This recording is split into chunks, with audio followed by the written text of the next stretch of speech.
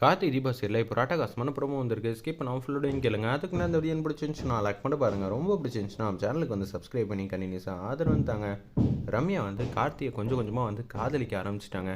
கார்த்திகிட்ட எப்படி லவ்வை சொல்கிறதுன்னு தெரியாமல் வந்து தடுமாற்றத்தில் இருக்காங்க. நமக்கேற்ற மாதிரி தான் அவனும் இங்கிலீஷ்லாம் பேசி அசத்துறப்பில் நம்ம 2 பேரும் வந்து கல்யாணம் பண்ணால் நல்லாயிருக்கும். இதே மாதிரி கார்த்திக்கும் அபிப்பிராயம் வருமா நம்ம மேலே அப்படின்னு யோசிச்சுட்டு இருக்காங்க. அந்த இடத்துல நம்ம ரம்யா ஒரு பக்கம் கார்த்தி வந்து எப்போதும் போல் கம்பெனியில் வந்து வேலை பார்த்துக்கிட்டே இருக்காங்க. இங்கே வந்து மீனாட்சி, தீபா, மைதிலி நம்ம போட்ட திட்டத்தில் வந்து ஆடி போயிட்டா நம்ம ரியா. அப்படி இருக்கும்போது நிச்சயம் வந்து ஆனந்தை நம்ம பக்கம் இழுத்துட்டு வரத்துக்கு ஒரு வழி இருக்குதுன்னு தான் நினைக்கிறேன். ஆமாம், வழி இருக்குது. ஆனால் இப்படியெல்லாம் பண்ண வேண்டியிருக்கே, அதை நினச்சா தான் எனக்கே கொஞ்சம் கேவலமாக இருக்குன்னு மீனாட்சி வந்து பேசுகிறாங்க. சில பேரை வந்து இப்படி தான் பண்ணி ஏமாற்றணும்னா வேறு வழியே இல்லைங்க. இப்படி தான் பண்ணி ஆகணும். உங்கள் மேலே வச்சுருக்கிற காதல் தான் உண்மையான காதல். ரியாலாம் சும்மா வந்து க்ளவுட் மாதிரி அவன் மாட்டுக்கும் காத்தடிச்சா வேகமாக வந்து போயிடுவாங்க. நீங்கள் மரம் மாதிரி. அதனால் கண்டிப்பாக நீங்கள் என்றைக்குமே ஆனந்த பக்கத்தில் இருந்தால் தான் நல்லது. பார்த்துக்கங்க. கோவப்பட்டு இப்போ எந்த பிரச்சனையும் இல்லை. அப்புறமேட்டு வந்து புத்தி தெளிஞ்சிச்சுன்னா நான் செஞ்செல்லாம் தப்புன்னு உங்கள் காலில் விழுவதான் போகிறாங்க. பொறுத்திருந்து பாருங்கிற மாதிரி அந்த இடத்துல பேசிகிட்டு இருக்காங்க. சரிங்க, எனக்கு கொஞ்சம் வேலை இருக்குது. நான் கார்த்திக் கம்பெனிக்கு வந்து போகலான் இருக்கேன். என்னது, கார்த்திக் கம்பெனிக்கு போகலான் இருக்கியா? எதனால, ஏன் போகணுங்கிற? இல்லை இல்லை, நான் ரம்யா அக்காவை தான் போகிறேன். இங்கே ரியா வந்த மாதிரி என் வாழ்க்கையில் ரம்யா வந்துடக்கூடாதுல்ல, அதனால தான் நான் போயே ஆகணுங்கிற மாதிரி யோசிக்கிறாங்க. அந்த இடத்துல நீ போகிறத பார்த்தா சந்தேகப்பட்டு போகிற மாதிரி தானே இருக்குது. ஆமாம் ஆமாம், நேற்று வேறு கார்த்திக் கையில் வேறு இது மாதிரி ஆயிருக்கு. அவங்க வேறு கர்ச்சீப்பில் வந்து கட்டு போட்டு விட்டாங்களாமே. காலையில் நான் பார்த்தேன். இதெல்லாம் எப்படி உங்களுக்கு தெரியும்? அதுவும் தெரிஞ்சிச்சு. அதுக்கப்புறம் நீ பட்டப்படுறதுன்னு தெரிஞ்சிச்சு. என்ன இப்போ சாப்பாடு ஸ்பெஷலாக சமைச்சு எடுத்துகிட்டு போய் உன் ஃபேஸை வந்து அடிக்கடி வந்து பதிய வைக்க போகிற கார்த்திகிட்ட, அப்படி தானே? அப்படியெல்லாம் ஒன்றும் இல்லைன்னு சொல்லி க்யூட்டாக அழகாக பேசிட்டு சாப்பாடெலாம் எப்போதும் போல் சமைச்சிட்டு அப்படியே வந்து போயிட்டே இருக்காங்க. ஒரு பக்கம் நம்ம மாணிக்கு வந்து ரியாக்ஷன் கொடுக்குறாங்க. என்ன தம்பி, கூடிய சீக்கிரம் உன் கையால் தான் நான் சம்பளம் வாங்குவோம் போல இருக்கே அப்படின்னு சொல்கிறாங்க. அந்த இடத்துல மாணிக்கம், எப்படின்னு? அப்படியெல்லாம் ஒன்றும் இல்லை. அந்தளவுக்கு எனக்கு என்ன இன்க்ரிமெண்ட்டாக கொடுத்துருவாங்க? இன்க்ரிமெண்ட்டாக லைஃபே மாறப்போகுது தம்பி. நான் சொல்கிறேன், உனக்கு பிரைட் ஃப்யூச்சர் வந்து வந்துடுச்சு. நீ இவ்வளோ டேலண்ட்டாக இருப்பேன்னு நினச்சி கூட பார்க்கல. சூப்பர் தான். அதுவும் புளியங்கொம்மா எல்லாம் பிடிச்சிருக்க அப்படின்னு சொல்கிறாங்க.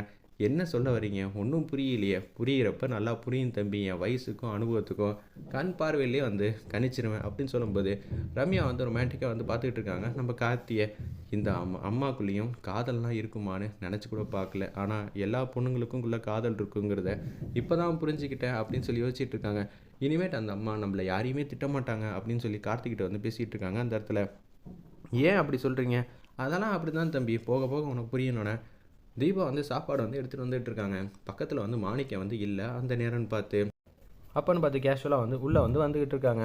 வரப்போ இங்கே எங்கே வந்து கார்த்தி வேலை பார்க்குறாரு தெரியுமா அப்படின்னு சொல்லும்போது, நீங்கள் யார்? நான் கார்த்தியோட மனைவி. இதனால தான் சாப்பாடு எடுத்துகிட்டு வந்தேன் அப்படின்னு சொல்கிறாங்க. அப்படிங்களா, சரி லஞ்ச் டைம் வர வரைக்கும் வெயிட் பண்ணுங்கன்னு சொல்லி வெயிட் பண்ண வைக்கிறாங்க. அந்த இடத்துல கார்த்தி வந்து புது கம்பெனியில் இது வரைக்கும் சாப்பாடு வந்து எடுத்துகிட்டு வரல. அவங்க கம்பெனியில் இருக்கிறப்ப தான் சாப்பாடு வந்து எடுத்துகிட்டு வந்திருக்காங்க. இது அவங்களுக்கு புது அனுபவமாக இருக்குது. நான் யாராக இருந்தாலும் ரம்யாவை நேருக்கு நேராக பார்த்தே ஆகணுங்கிற மாதிரி அந்த இடத்துல தீபா வந்து யோசிச்சிட்டே வந்து சாப்பாடு எடுத்துகிட்டு உள்ளே வராங்க. மேடம் லஞ்ச் டைம் ஆகிடுச்சின்னு சொன்னோன்னே சாப்பாடு எடுத்துகிட்டு உள்ளே வந்துட்டு இருக்காங்க. நம்ம தீபா வேறு லெவலில் மாசாக இருந்துச்சுன்னே சொல்லலாம். ஒரு பக்கம் ரம்யா வந்து ரவுண்ட்ஸில் வந்து இருக்காங்க. ஏங்க நீங்கள் எதுக்குங்க இங்கே கம்பெனிக்கு சாப்பாடு வந்து எடுத்துகிட்டு வந்தீங்க? இங்கே தான் வந்து எல்லோரும் இருக்காங்களே. ஆமாம்மா, இங்கே உங்களை கவனிக்க தான் ஸ்பெஷலான ஏகப்பட்ட பேர் இருக்காங்களே அப்படின்னு சொல்லும்போது வந்து வெக்கப்பட்டு சிரிக்கிறாங்க நம்ம கார்த்தி. அந்த இடத்துல அப்போன்னு பார்த்து ரம்யா வந்து ஆல்மோஸ்ட் வந்து கார்த்தி இருக்கிற லொக்கேஷனுக்கு தான் வராங்க. கார்த்தியோட நம்ம டிஃபன் சாப்பிட்டா என்ன, லஞ்சு சாப்பிட்டா என்னங்கிற மாதிரி தான் யோசிக்கிறாங்க. அந்த இடத்துல நம்ம ரம்யா அப்போன்னு பார்த்து தான் தீபா வந்து அங்கே யாரோ ஒருத்தவங்க இருக்கிறது வந்து தெரியுது நம்ம ரம்யாவுக்கு. தீபா எதுக்கு இங்கே வந்திருக்கா ஒன்றும் புரியலையேங்கிற மாதிரி பார்த்துக்கிட்டு இருக்காங்க. அந்த இடத்துல நம்ம ரம்யா ஒரு பக்கம் தீபா வந்து கார்த்தியோட பேசிட்டு அப்படியே வந்து லஞ்சு வந்து பரிமாறிக்கிட்டு இருக்காங்க எப்போதும் போல். என்னங்க உங்கள் மேடம் எங்கே இருக்காங்க? நீங்கள் வந்ததை பார்த்தா என்ன பார்க்க வந்த மாதிரி தெரியலையே, மேடமை பார்க்க தான் வந்திருக்கீங்க போல இருக்கே. கொஞ்சம் விட்டால் அடிச்சிருவீங்க போல இருக்கே. ஆமாம், நான் அடிக்கலாம் மாட்டேன்.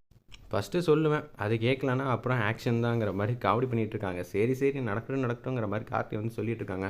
கார்த்தி வந்து யார்கிட்டயோ வந்து சாப்பிட்டுட்டு இருக்கிறத வந்து தூரத்துலேருந்து ரம்யா வந்து பார்க்குறாங்க. என்னடா அது, நம்ம சாப்பிட வந்து கூப்பிடலான்னு பார்த்தா யாரோ ஒரு பொண்ணு வந்து இருக்காங்க. யாராக இருக்கும் ஒன்றும் புரியலையேங்கிற மாதிரி இவ்வளோ நேரம் சந்தோஷமாக ஹாப்பியாக வந்து கார்த்தியோட லஞ்சு சாப்பிட்லான்னு சொல்லிட்டு தான் வந்திருக்காங்க நம்ம ரம்யா. ஆனால் இன்னொரு பொண்ணு வந்து கார்த்தி பக்கத்தில் இருக்கிறத பார்த்தோன்னே பேரதிர்ச்சியாக வந்து நிற்கிறாங்க. யாராக இருக்கும் இந்த பொண்ணு அப்படின்னு சொல்லி யதார்த்தமாக பார்க்கும்போது தீபா வந்து அந்த பக்கமாக நிற்கிறதுனால யார் இந்த பொண்ணுங்கிறது தெரியல போல இருக்குது. சரி அப்புறமேட்டு கார்த்திகிட்ட வந்து விசாரிச்சுப்போம், என்ன ஏதுன்னு இப்பயே வந்து விசாரிக்க வேணாம்னு சொல்லிட்டு அவங்க மட்டும் சோகமாக வந்து போகிறாங்க. கொஞ்சம் கார்த்தி மேலே பொசசிவ் அதிகமாக இருக்கறனால அவங்க கேபின்குள்ளே உட்காந்து யோசிச்சுட்டே இருக்காங்க கார்த்திக்கும் இவங்களுக்கு என்ன சம்மந்தம் இருக்குன்னு.